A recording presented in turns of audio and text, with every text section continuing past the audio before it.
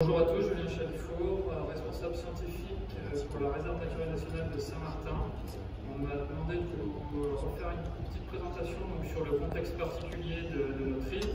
Il y a eu un premier brossage par ma collègue Aude hier, qui faisait le point sur l'étendue des interventions en matière de tortue marine. Et moi, on m'a demandé de faire un focus sur les aspects police et suivi des habitats sous-marins.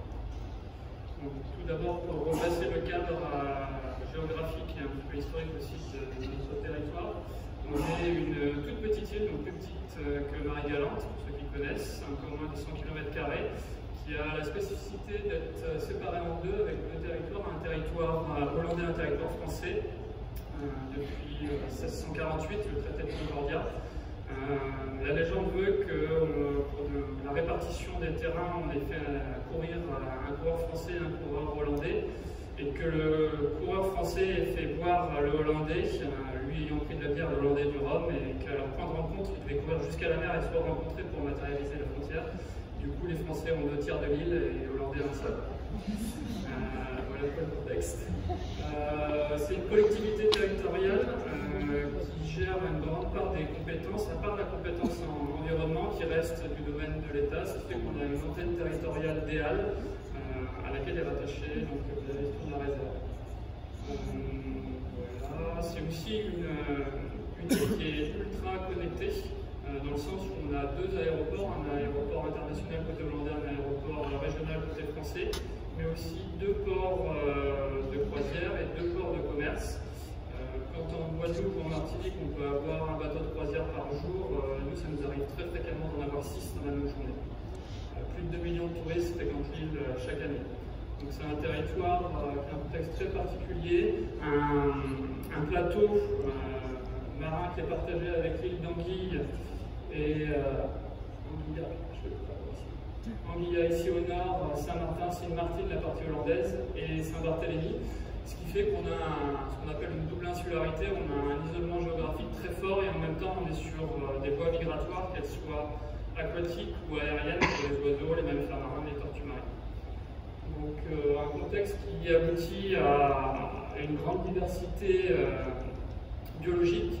On a plus de 2000 espèces qui ont été recensées par divers travaux, et notamment des espèces emblématiques protégées, des espèces endémiques. On a un coléoptère qui est endémique de Saint-Martin, une orchidée du banc d'Anguille, une toute petite plante qui n'est présente que à Saint-Martin, et pour certaines de ces espèces endémiques à l'heure actuelle, elles sont à l'état de population rélictuelle sur certains îlets de la réserve et plus sur l'île principale.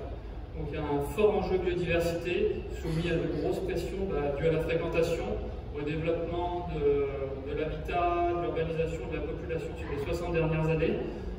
En termes de densité d'habitants, sans parler de la fréquentation touristique, il faut imaginer qu'on sur l'île, si on confond les 2 parties, on est à plus de 70 000 habitants. Ça nous fait des densités d'habitants au kilomètre carré équivalentes au double de celle de la Martinique et au triple de la Guadeloupe. Donc des grosses pressions avec des remblais sur les zones humides, des défrichements et toutes les problématiques mobilisées que ça accompagne et de prélèvement dans le milieu naturel. Mais aussi une grosse problématique espèces exotiques envahissantes qui est une grosse cause d'érosion de la biodiversité dans l'outre-mer. Et ça touche nos habitats et nos espèces. Donc, de tout ça a émergé assez tôt en local une volonté de mettre en protection un échantillon de ce patrimoine naturel et de ces paysages qui étaient propres à l'île, avec, sur la base des travaux qui ont été initiés par diverses associations locales, la création par décret ministériel en 1998 de la réserve naturelle nationale de Saint-Martin, d'un peu plus de 3000 hectares, et principalement marine. On a des îlets, on a des parties littorales de l'île principale, ce qui fait qu'on abrite un bon échantillon des écosystèmes propres à l'île, mangroves, récifs coralliens, arbres phénérogame marine, donc des habitats indispensables aux tortues marines dans nos eaux. La gestion a été confiée en 1999 à une association locale spécialement créée à cet effet.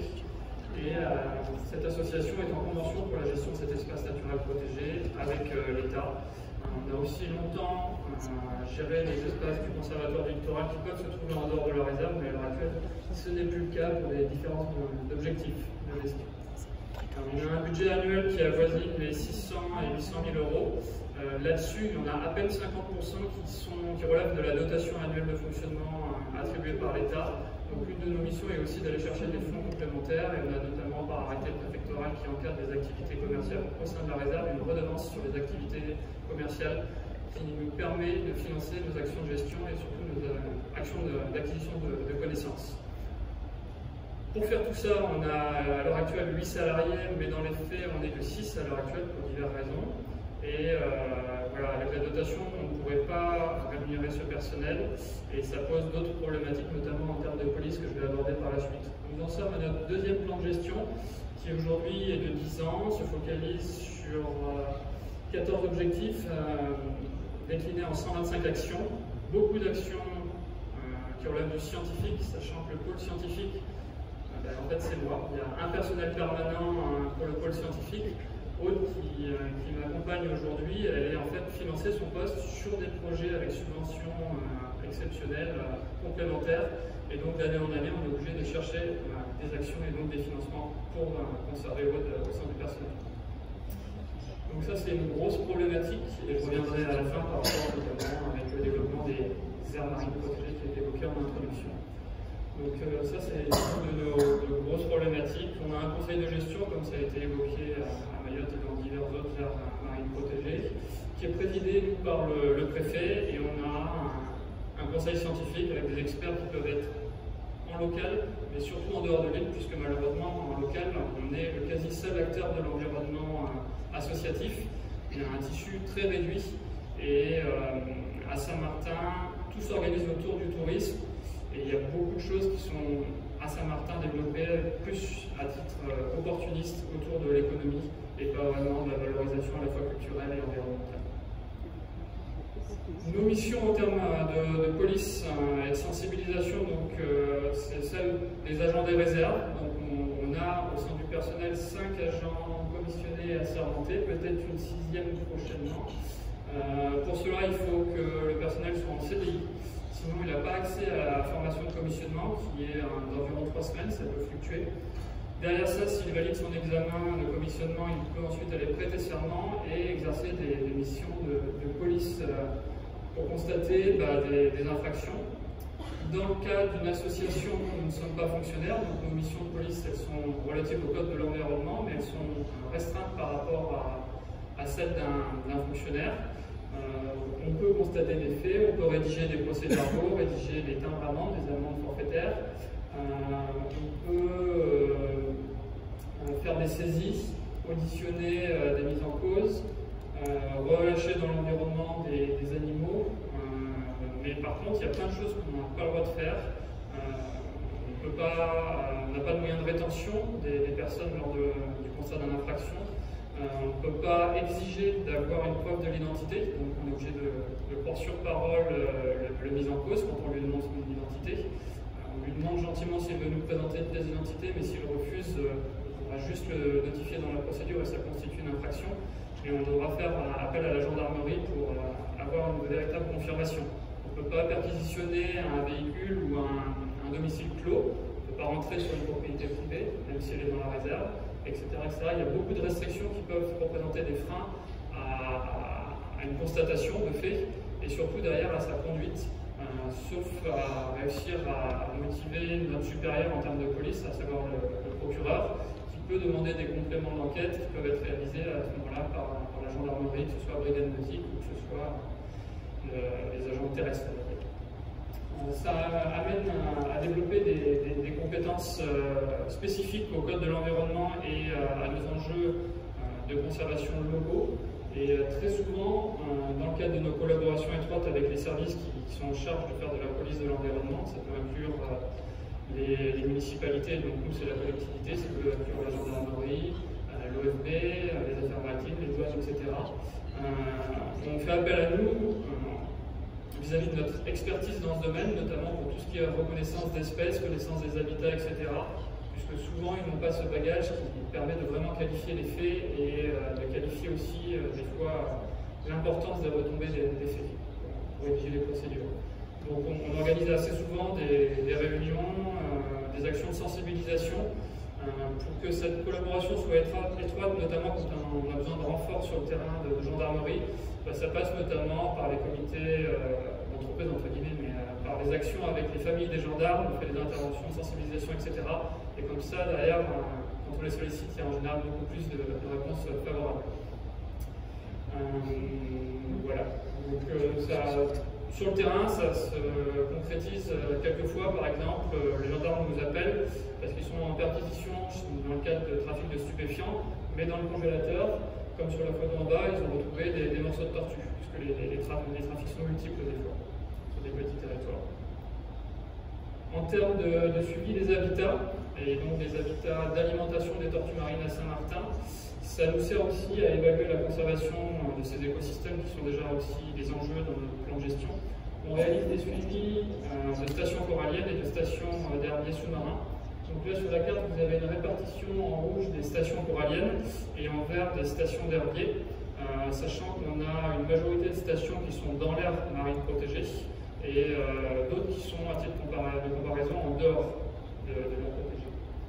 Pour le suivi corallien, c'est un protocole GCRMN compatible, donc Global Coral Reef Monitoring Network.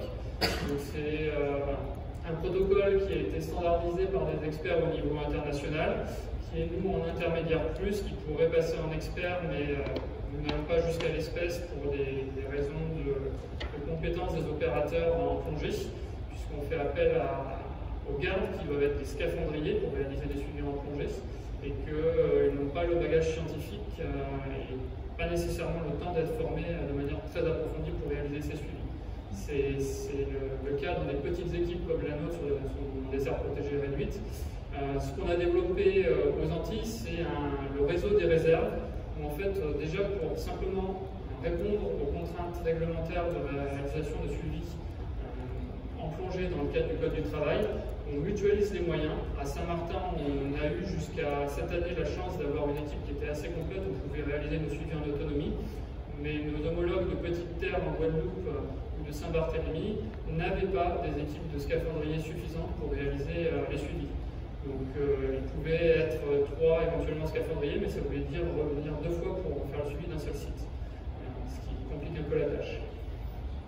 On réalise ce suivi 2 fois par an sur les stations coralliennes pour faire des évaluations donc, du benthos corallien, mais aussi de l'ichtyofaune avec des transects, des suivis de type PIT, donc la fréquence d'observation d'un faciès, de belt, comptage d'individus dans un couloir et des quadras qui peuvent être des quadras photos ou des quadras pour le dénombrement d'individus ou l'estimation sur la face de couverture. Voilà, les données alimentent ensuite une base de données d'abord en premier lieu locale, on reste sur le petit tableau Excel, avec une valorisation en fiches synthétiques pour communiquer vis-à-vis des membres de notre conseil de gestion, vis-à-vis aussi des décideurs en local, faire des restitutions aussi auprès du public, qui est de plus en plus sensible à cela. Et après, les données sont reversées dans des bases de données nationales, notamment via BD Récif, etc. Des outils développés par l'IFREMER, qui peuvent être alimentés aussi par la DCE et d'autres suivis. Voilà, donc ça nous permet de caractériser l'état de santé de cet écosystème, les dynamiques des différents compartiments, et de voir et d'adapter dans certains cas la gestion qui est opérée dans la réserve naturelle.